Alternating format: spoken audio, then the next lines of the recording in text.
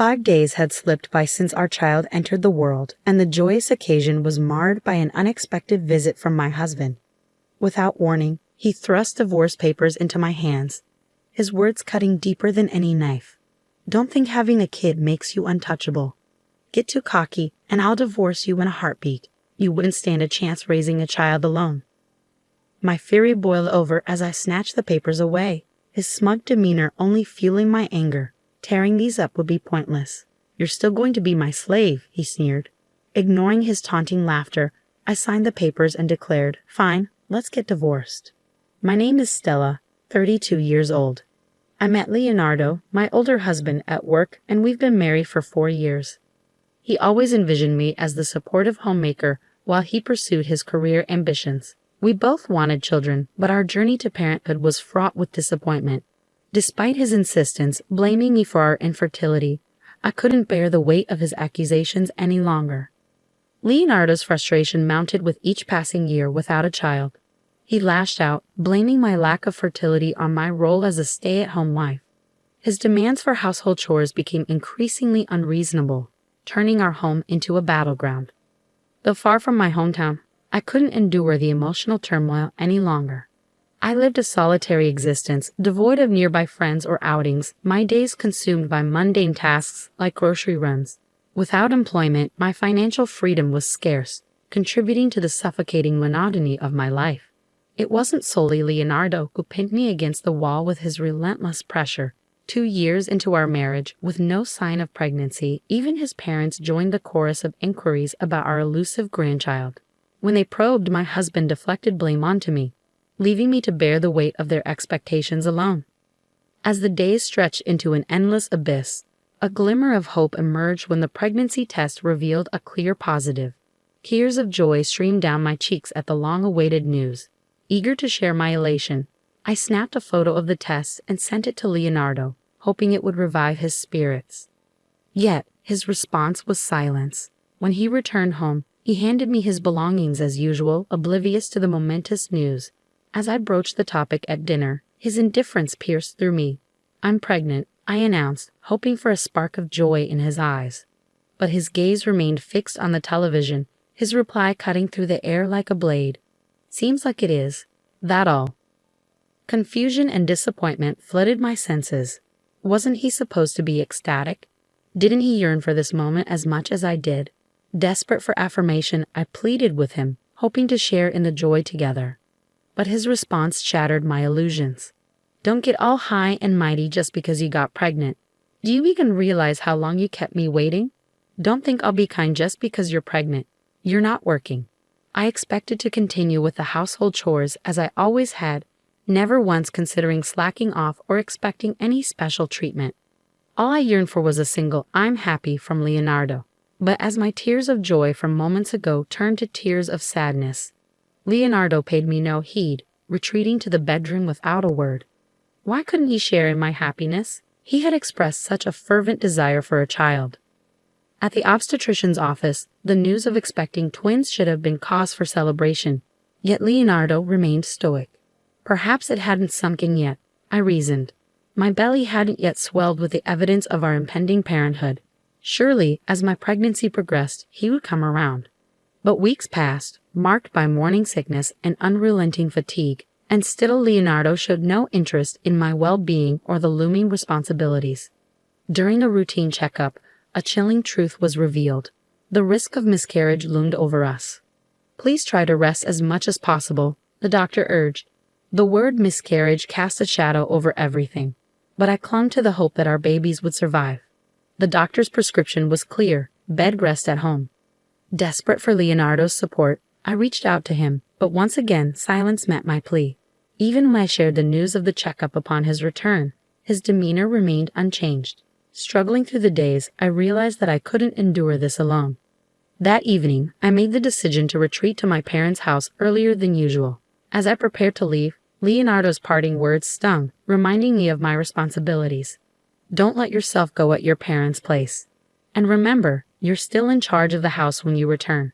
Don't slack off too much." The next morning, with my parents' support, I settled into the familiar comfort of home. Despite the uncertainty surrounding my pregnancy, The reassurance from several checkups was a small comfort amidst the turmoil. When I reached out to Leonardo to share the news of my latest checkup, his response was curt, lacking the warmth I longed for. But what truly shattered my illusions was the unexpected sound of a woman's voice on the other end of the line, calling out to Leonardo. It was a jarring realization, confirming my suspicions that his love for me had waned. Rubbing my growing belly, I resolved to face the truth. Leonardo's cold demeanor finally made sense. I couldn't deny the reality any longer. As I contemplated my next steps, a longing for freedom surged within me. Cooped up at home for nearly 2 months, I yearned for a taste of the outside world. On a warm, sunny day, I ventured out for a walk, the vibrant greenery offering a brief respite from my turmoil. Unexpectedly, I heard my name called from behind. It was Jameson, my childhood friend, who had stumbled upon me. Despite years apart, our reunion was filled with warmth and nostalgia. Over tea, we shared stories of our lives. Jameson, now a lawyer, had recently opened his own practice, offering a glimmer of hope for a new beginning. I had a sudden realization. In cases of infidelity, there's a possibility of claiming compensation, right? I accidentally voiced this thought, and Jameson's demeanor shifted to one of seriousness. Sensing his concern, I found myself divulging thoughts I had kept buried deep within me. The struggles to conceive, my husband's emotional detachment, and the pain of witnessing his intimacy with another woman all poured out. As I spoke, tears welled up, the weight of my emotions becoming too much to bear. Despite not being in the prime of my youth, I found myself breaking down, heedless of the onlookers around me. Jameson's stooping words brought a sense of calm, his promise of support a beacon of hope in my darkness. "Let's gather evidence," he urged, his determination unwavering. "You can't fight without proof of infidelity. Anything will gather physical evidence." Grateful for his guidance, I agreed to enlist the help of a private detective agency recommended by Jameson. With their expertise, we uncovered the painful truth. Leonardo had been entertaining his mistress in our own home, their affair flourishing under my unsuspecting gaze. The woman, a colleague from our workplace, had been well aware of his marital status, yet chose to engage in a clandestine relationship with him. It was a devastating blow, especially considering the timing coincided with Leonardo's growing frustration over our infertility struggles. Blaming me, he had treated me as little more than a servant, indifferent even in the face of my pregnancy. Anxiety gnawed at me as I faced the impending arrival of my first child. Little did I know, while I grappled with the uncertainties of motherhood, my husband was entangled in an affair with another woman. Learning this truth ignited a fury within me. So that was why he couldn't muster any joy when I finally conceived. While I endured the pains and anxieties of pregnancy, he reveled in his own pleasure. Mere divorce wouldn't suffice. I was determined to make him pay for his betrayal. With Jameson the lawyer by my side, we crafted a plan to ensure justice. Jameson's unwavering support bolstered my resolve, his genuine concern a beacon of comfort in my storm. On the day of my delivery, amidst the pain and anticipation, I brought 2 healthy twins into the world. Yet it was only on the 5th day that Leonardo deigned to show his face. His callous words pierced through me like daggers, his disdain evident even as I lay recovering from childbirth. "You took 9 days in the hospital, huh? What a luxury," he sneered. "You couldn't even get pregnant quickly, neglected your duties at home, and ended up with a C-section. You're a failure as a woman." His words were a cruel blow, especially considering the circumstances. He didn't even spare a glance at our newborns. Containing my rage, I accepted the piece of paper he thrust towards me. Divorce papers, already adorned with his signature. "Don't think having kids makes you untouchable," he spat. "If you slack off on housework because of them, it's instant divorce. You'd be in trouble if we divorced, right? I won't forgive you." My husband brandished the divorce papers before me, his actions igniting a fiery rage within me. I snatched the papers from his grasp, his taunts falling on deaf ears. "Tearing it up is useless," he sneered. "I can easily obtain another from the city office." Ignoring his derision, I retrieved a pin from my bag. "Fine, let's get a divorce. It's something I've been wanting too," I declared, my determination unwavering. "And I won't allow you near the children. I want you gone from this place as soon as possible."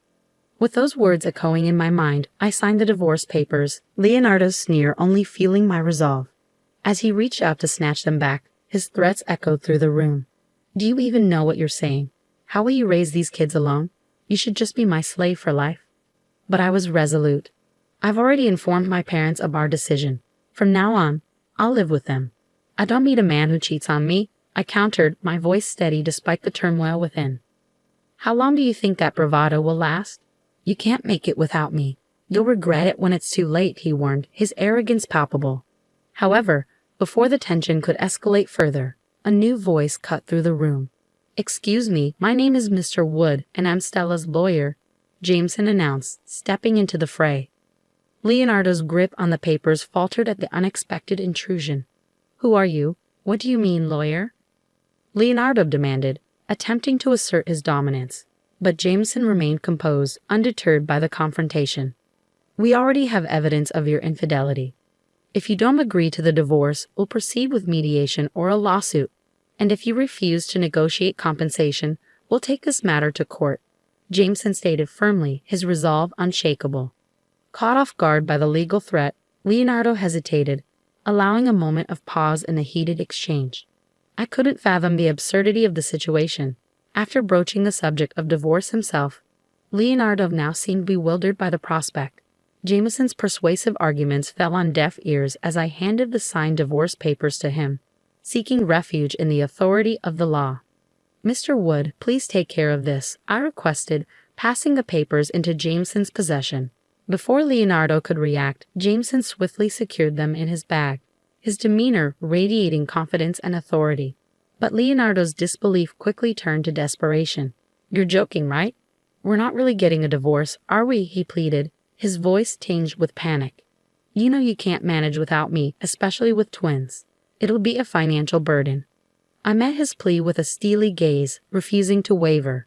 I can't believe you're the one who brought up divorce, and now you're saying this. We're still getting divorced, and I'll be seeking alimony. You never planned on contributing to household chores or child care, did you? His attempt to belittle me with threats of dependency only fueled my anger. Don't demean women by suggesting they become slaves, I snapped, my voice rising in indignation. From now on, if you have anything to say, go through Mr. Wood. There's no point in coming here. We have nothing more to discuss. As my words sank in, Leonardo's face flushed with rage, his fists clenched in fury. But before he could escalate the confrontation further, I stood my ground, unyielding in my resolve. With a cough from Jameson, Leonardo seemed to snap out of his anger, lowering his clenched fist in defeat. That's how it is, so please leave. Jameson's firm words seemed to deflate Leonardo, who left the room with slumped shoulders. Following that confrontation, I enlisted my parents' help to submit the divorce papers to the city office. Without any complications, the papers were accepted, and I was finally granted the official divorce I had sought. From that day forward, my phone was bombarded with incessant calls and messages from Leonardo. However, Jameson's professionalism shone as he adeptly handled the legal proceedings.